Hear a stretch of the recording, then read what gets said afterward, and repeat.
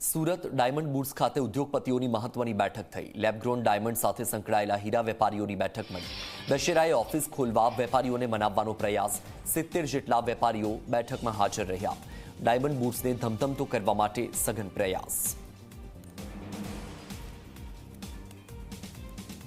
Surat diamond બુટ્સને ફરીથી ધમધમતું કરવા માટે હવે લેબગ્રોનના જે વેપારીઓ છે તેમની વચ્ચે એક મહત્વની બેઠકનું આયોજન હાથ ધરવામાં આવ્યું છે। આપ સીધા દ્રશ્યો જોઈ શકો છો।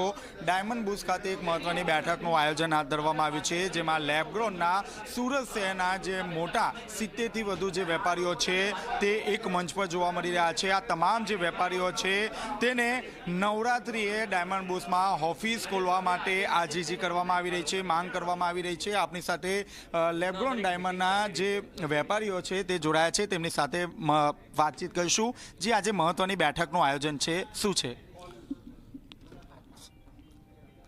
હમણાં અમે લોકો લેબગ્રોનવાળા બધા ટ્રેડરો સાથે અહીંયા એક અમારી મિટિંગ છે અને આ દશેરાથી આ બધાની સાથે દશેરાથી ચાલુ કરે એના માટેની એ લોકોને અમે લોકોએ કહ્યું છે કે તમે પણ બધા દશેરામાં અમારી સાથે જોડાઈ જાઓ। અમે 40 વેપારીઓએ મૈધરપુરા અને મિની બજારમાંથી 40 વેપારીઓ દશેરાના દિવસથી જ બધા ચાલુ કરીએ છીએ, તો એની સાથે જોડાવા માટેની એમને અપીલ કરી છે। આપણી સાથે અન્ય જે ટ્રેડર્સ છે તે પણ જોડાયા છે। બાબુ કાકા, આપણે એક ખાતરી આપી છે, શું છે અને અન્ય વેપારીઓ શું કહી રહ્યા છે? અને અમે અત્યારે ખાતરી આપી છે કે એ લોકો 40 જણ આવે છે, તો અમે પણ 10-15 વેપારી જે ટ્રેડરો છે અને તેમની સાથે દશેરે સાથે આવી અને કામ ચાલુ કરવું એવી ખાતરી આપીએ છીએ। લોકોનું શું કહેવું છે? લોકોનું કહેવાનું એવું છે કે દશેરાએ બને એટલે આવશું, પરંતુ અમે દિવાળી પછી બધા આવી જઈશું। આપણે પણ બેઠકમાં ભાગ લીધો છે, અન્ય જે વેપારીઓ છે શું કહી રહ્યા છે?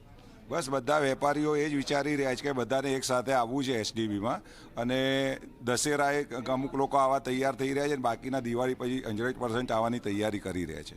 જી, આપણે જે રીતે જોઈએ તે રીતે ડાયમંડ બુટ્સને ફરીથી ધમધમતું કરવા માટે હવે લેબગ્રોન જે વેપારીઓ છે તે વેપારીઓને ડાયમંડ બુટ્સની અંદર ઓફિસ ખોલવા માટે મનાવવામાં આવી રહ્યા છે। હાલમાં 15થી 20 જેટલા જે ટ્રેડર્સ છે તે નવરાત્રિ એટલે કે દશેરાના દિવસે પોતે ઓફિસ ખોલશે તેવું હાલ આશ્વાસન પણ આપવામાં આવ્યું છે। જો કે બાકીના જે વેપારીઓ છે તે હવે દિવાળી બાદ સુરત ડાયમંડ બુટ્સમાં પોતાની જે ઓફિસ છે તે ઓફિસ રાબેતા મુજબ ખુલશે તેવું આશ્વાસન આપવામાં આવ્યું છે।